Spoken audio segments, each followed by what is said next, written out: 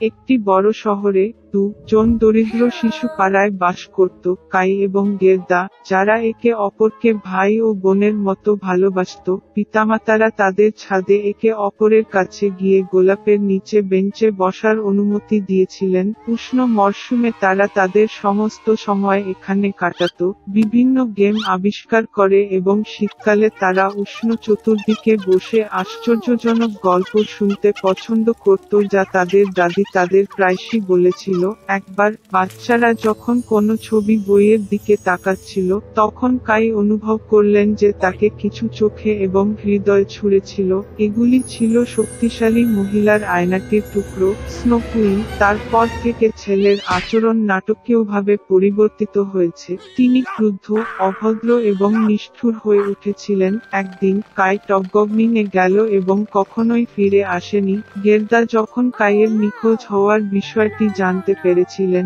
তিনি অনেকক্ষণ কাঁদলেন, তবে তিনি নিশ্চিত ছিলেন যে কাই বেঁচে আছেন, তাই তিনি তার সন্ধানে যাওয়ার সিদ্ধান্ত নিয়েছিলেন। দীর্ঘ সময় ধরে জের্দা বনের মধ্য দিয়ে, মাঠের মধ্য দিয়ে হেঁটেছিল এবং তারপরে সে একটি দুর্দান্ত ঘর পেরিয়ে এসেছিল, ফুলগুলিতে সমাহিত। হোস্টেস তার কাছে এসেছিল। এটি একটি বড় ঘরের টুপিতে পুরানো জাদুকর বৃদ্ধা সত্যিই গার্দার পছন্দ করেছিল এবং তাই সে দরিদ্র মেয়েটিকে জড়িয়ে ধরে চিরকালের জন্য তাকে তার সাথে ছেড়ে চলে যায়। গের্দা তার ভ্রমণের উদ্দেশ্যটি ভুলে গিয়ে অতিথিপরায়ণ হোস্টেসের দুর্দান্ত বাগানে খেলতে অনেক সময় ব্যয় করেছিল। একবার তিনি দুর্ঘটনাক্রমে একটি গোলাপ দেখতে পেলেন এবং কাইয়ের কথা মনে পড়ল এবং সঙ্গে সঙ্গে জাদু থেকে উঠে রাস্তায় চলে গেল। পথে গার্দা এক বিশাল স্মার্ট কাকের সাথে দেখা করলেন। তিনি মেয়েটিকে বলেছিলেন যে তিনি এমন এক রাজকন্যাকে জানতেন যিনি বিয়ে করতে চলেছিলেন এবং তার বাগদত্তাকে কাইয়ের মতো দেখতে খুব বেশি লাগছিল। কাকটি গের্দাকে তার কাছে নিতে রাজি হয়েছিল। একবার প্রাসাদে, গের্দা ভবিষ্যতের রাজপুত্রকে দেখতে পেরেছিল। দুর্ভাগ্যক্রমে এটি কাই ছিল না। রাজকন্যা মেয়েটির দুঃখজনক কাহিনী শুনে তাকে একজন কোচম্যান এবং চাকরদের সাথে জুতা, একটি মাফল এবং একটি দুর্দান্ত পোশাক উপহার দিয়েছিল, আর গের্দা ধাক্কা মারল রাস্তায়। অন্ধকার অরণ্যে, ঝলমলে গাড়িটি সঙ্গে সঙ্গে ডাকাতদের নজর কেড়েছিল, যারা তৎক্ষণাৎ আক্রমণ করেছিল। ডাকাত গের্দাকে বন্দী করে নিয়ে যায়। তিনি গের্দাকে তার ডাক্তার দেখাতে ডাকাতদের দুর্গে নিয়ে গেলেন। এতে ল্যাপল্যান্ডের বন কবুতর এবং নীলকণ্ঠ রয়েছে। তার বন্দী হওয়ার গল্প শুনে ডাকাতটি তার প্রতি করুণা পোষণ করে এবং তাকে কাইয়ের সন্ধানে নহরের সাথে যেতে দেয়। রেইন্ডার মেয়েটিকে বুড়ো ল্যাপল্যান্ডের মহিলার কাছে নিয়ে আসে। সে ক্লান্ত মেয়েটিকে গরম করে তোলে এবং খাওয়াত। তিনি তার বন্ধু ফিনের কাছে শুকনো কডিতে কয়েকটি শব্দ লিখেছিলেন, যিনি স্নো কুইনের প্রাসাদের কাছেই ছিলেন। মেয়েটিকে সাহায্য করার জন্য বলেছিলেন। তিনি গার্দাকে বুঝিয়ে দিয়েছিলেন যে কাইয়ের খারাপ আচরণের কারণটি আয়নার টুকরো যা তার হৃদয় এবং চোখে আঘাত করেছিল এবং উষ্ণ প্রেমময় হৃদয়ের শক্তিতে বরফ গলে না গেলে তিনি কখনোই এক হতে পারবেন না। স্নো কুইন জের্দার প্রাসাদে একা গেলেন। কেউই শক্তিশালী ভদ্রমহিলার বাড়ির কাছে যেতে সাহস করেনি। তিনি খুব ঠান্ডা এবং ভয় পেয়েছিলেন। দুর্গে নিজেকে খুঁজে পেয়ে গের্দা আশ্চর্য হয়ে গেল যে তিনি কতটা ঠান্ডা, নির্জন এবং মৃত। শীঘ্রই তিনি খেয়াল করলেন কাই, যিনি সম্পূর্ণ নীল হয়ে গেছেন, শীত থেকে প্রায় কালো হয়ে গেছে। ছেলেটি একটি কোণে বসে এবং বরফের তলা থেকে চিরন্তন শব্দটি লেখার চেষ্টা করেছিল, কারণ এক্ষেত্রে তিনি স্নো কুইনের কাছ থেকে উপহার হিসাবে পুরো বিশ্ব এবং একজোড়া নতুন স্কেট পেতেন। গের্দা ছুটে গেল কাইয়ের কাছে, তাকে শক্ত করে জড়িয়ে ধরে কাঁদল। তার উত্তপ্ত অশ্রু দিয়ে সে ছেলের হৃদয়ে আটকে থাকা স্প্লিন্টারে গলে গেল। তুলে নিয়ে কাইও কাঁদতে লাগলো এবং দ্বিতীয় তীক্ষ্ণ চোখের জল দিয়ে তার চোখ থেকে প্রবাহিত হল। একে অপরকে দেখে তারা কতটা খুশি হয়েছিল, তবে আনন্দের সময় ছিল না। স্নো কুইন ফিরে আসার আগে তাদের বরফ প্রাসাদ থেকে বেরিয়ে আসতে হয়েছিল। কাই এবং গের্দা অবশেষে স্নো কুইনের রাজ্য থেকে বেরিয়ে এলে তারা তাড়াতাড়ি বাড়ি ফিরে গেল। ফেরার পথে তারা সমস্ত বন্ধুদের সাথে দেখা করেছিল যারা তার অনুসন্ধানে গার্ডাকে সহায়তা করেছিল। বাড়িতে তাদের প্রিয় ফুল ফোটানো গোলাপগুলি তাদের জন্য অপেক্ষা করছিল এবং যা ঘটেছিল তা শীঘ্রই তাদের দ্বারা ভুলে গিয়েছিল ভারী স্বপ্নের মতো। সেখানে একজন স্বামী স্ত্রী থাকতেন। দীর্ঘদিন ধরে তারা ইতিমধ্যে একটি সন্তান পেতে চেয়েছিল, কিন্তু তিনি সেখানে ছিলেন না। একদিন আমার স্ত্রী অসুস্থ হয়ে পড়েন। স্বামী তাকে জিজ্ঞাসা করলেন তিনি কি চান। স্ত্রী উত্তর দিয়েছিলেন যে নিকটে একটি দুর্দান্ত বাগান ছিল, যেখানে অনেকগুলি সুন্দর ফুল জন্মায়। বাগানে একটি সুন্দর রাপুঞ্জেল রয়েছে। এটি এত তাজা এবং এত সবুজ দেখাচ্ছে যে তিনি সত্যই এটির স্বাদ নিতে চেয়েছিলেন। তবে বাগানটি একটি উচ্চ বেড়া দ্বারা বেষ্টিত ছিল এবং কেউ ইট উঠতে সাহস পায়নি, কারণ এই বাগানটি একটি জাদুকরী। তো তিনি দুর্দান্ত শক্তি অর্জন করেছিলেন এবং বিশ্বের সবাই তাকে ভয় করত।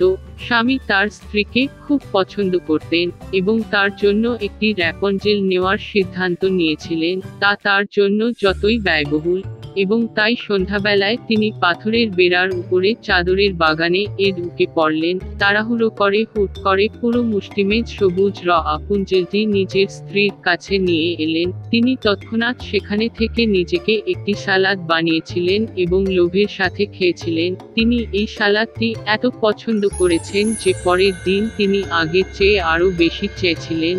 স্বামী আবার বাগানে উঠলেন, তবে ডাইনি ইতিমধ্যে তার সামনে দাঁড়িয়ে ছিল। সে রেগে তার দিকে তাকিয়ে বলল যে সে রাপুঞ্জেল চুরি করার জন্য অনেক টাকা দেবে। তিনি জাদুবিদ্যাকে রাগ না করার জন্য বলেছিলেন, কারণ তিনি খুব অসুস্থ। তার স্ত্রীর জন্য রাপুঞ্জেল ছিঁড়েছিলেন এবং সে তাকে এত ভালোবাসে। ডাইনির রাগ কিছুটা কেটে গেল এবং সে বলেছিল যে যদি এটি সত্য হয় তবে তিনি তাকে যতটা রাপুঞ্জেল সংগ্রহ করার অনুমতি দিতেন, তবে একটি শর্তে তাকে ডাইনি দিতে হবে যা তার স্ত্রীর কাছে জন্মগ্রহণ করবে। স্বামী ভয়ে রাজি হয়ে গেল। স্ত্রী যখন একটি কন্যা সন্তানের জন্ম দিয়েছিলেন, ততক্ষণে ডাইনি উপস্থিত হয়, শিশুটিকে তার সাথে নিয়ে যায় এবং তার নাম রাখে রাপুঞ্জেল। বিশ্বের সবচেয়ে সুন্দরী মেয়ে হয়ে উঠল রাপুঞ্জেল। যখন সে 12 বছর বয়সে ছিল, জাদুকরী তাকে একটি টাওয়ারে আটকে রেখেছিল। সেই টাওয়ারটি বনে ছিল এবং এর কোনো দরজা বা সিঁড়ি ছিল না, কেবল একেবারে শীর্ষে একটি ছোট উইন্ডো ছিল। জাদুকরীটি যখন টাওয়ারে উঠতে চাইল, তখন সে তার পাথরটি নিচে টানতে রাপুঞ্জেলকে ডেকে নিয়ে গেল। আর রাপুঞ্জেলের দীর্ঘ সুন্দর চুল ছিল। তিনি ডাইনের কণ্ঠস্বর শুনতে পান। তার ধনুকগুলি ছেড়ে দেন, তাদের জানালার হুকের সাথে বেঁধে রাখেন এবং চুল নিচে নেমে আসবে এবং ডাইনি তারপরে আটকে থাকবে। বেশ কয়েক বছর কেটে গেল, আর রাজার পুত্রটি এমন একটি বনে যেখানে ঘোড়াটি দাঁড়িয়ে ছিল, তার মধ্য দিয়ে ঘোড়া চালাবার জন্য ঘটল। হঠাৎ তিনি গান শুনতে পেলেন এবং এটি এতটাই আনন্দদায়ক হয়েছিল যে তিনি থামলেন এবং শুনতে শুরু করলেন। রাপুঞ্জেল এটি তার দুর্দান্ত কণ্ঠে গাইলেন। রাজপুত্র উপরে উঠতে চাইল। তিনি টাওয়ারের প্রবেশদ্বারটি সন্ধান করতে শুরু করেছিলেন, তবে তাকে খুঁজে পাওয়া অসম্ভব। তিনি একবার দেখেছিলেন যে ডাইনি কিভাবে রাপুঞ্জেল তাকে নিচে নামিয়ে রেখেছে তার উপরে উঠে যায়, এবং পরের দিন যখন ইতিমধ্যে অন্ধকার হয়ে যাচ্ছিল, তখন রাজকুমার টাওয়ারে উঠে রাপুঞ্জেলকে ডাকলেন। তিনি শুনলেন, তার ধনুকগুলি টানলেন এবং রাজকুমার উপরে উঠলেন।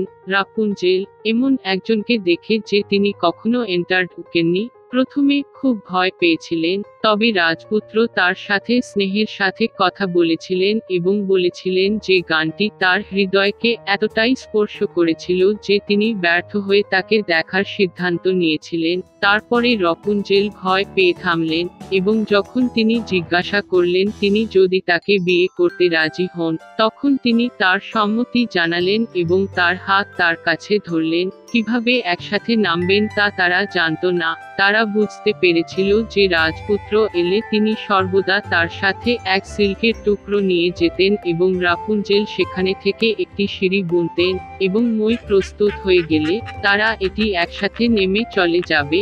একদিন রাপুনজেল জিজ্ঞাসা করলেন, রাজকুমারকে টেনে আনাই কেন সহজ? জাদুকরী সমস্ত কিছুই বুঝতে পেরে রেপুনজেলের সুন্দর চুলগুলিতে ক্রুদ্ধ হয়ে রেগে যায়। আমি এগুলি কয়েকবার আমার বাম বাহুতে আবৃত করেছিলাম এবং আমার ডান দিয়ে কাঁচি ধরলাম এবং তাদের কেটে ফেললাম। তিনি জাদুবিদ্যাকে রাপুনজেলের ঘনথলিতে নিয়ে গিয়ে সেখানে লুকিয়ে রাখেন। সে জানালার আঙুলের সাথে কাটা ব্রেকগুলি বেঁধে রাখল এবং রাজার পুত্র উপস্থিত হয়ে সেগুলি টেনে নামিয়ে আনল। রাজকুমার উপরে উঠে ডাইনি দেখল, তিনি তার দূষিত চেহারা দিয়ে তার দিকে তাকাচ্ছেন এবং বলেছিলেন যে সে আর কখনো রাপুনজেলকে দেখতে পাবে না। রাজকুমার দুঃখের সাথে নিজের পাশে ছিলেন এবং হতাশায় মিনার থেকে লাফিয়ে উঠলেন, কিন্তু ঝোপের কাটা যার উপর সে পড়েছিল তার চোখ ছাটায়। অন্ধ রাজকুমার বেশ কয়েক বছর বনের মধ্যে শোক ও দুঃখে ঘুরে বেড়াত, সর্বদা শোক করে এবং তার প্রিয় হারিয়ে যাওয়ার জন্য কাঁদতে থাকে। একবার সে ঘন ঘন হয়ে গেল। হঠাৎ রাজপুত্র কারো গান শুনল, মনে হল এটি তার এত পরিচিত, এবং তিনি তার সাথে দেখা করতে গেলেন। তিনি যখন কাছে এসেছিলেন, রাপুনজেল তাকে চিনতে পেরেছিলেন, নিজের ঘাড়ে নিজেকে ছুঁড়ে ফেলেছিলেন এবং আনন্দের সাথে কাঁদলেন। তার চোখে দুটি অশ্রু পড়ল এবং রাজকুমার আবার তার দৃষ্টি ফিরে পেয়ে আগের মতো দেখতে শুরু করলেন। তিনি তাকে তার রাজ্যে নিয়ে এসেছিলেন এবং তারা বহু বছর সুখ ও আনন্দে কাটিয়েছিলেন।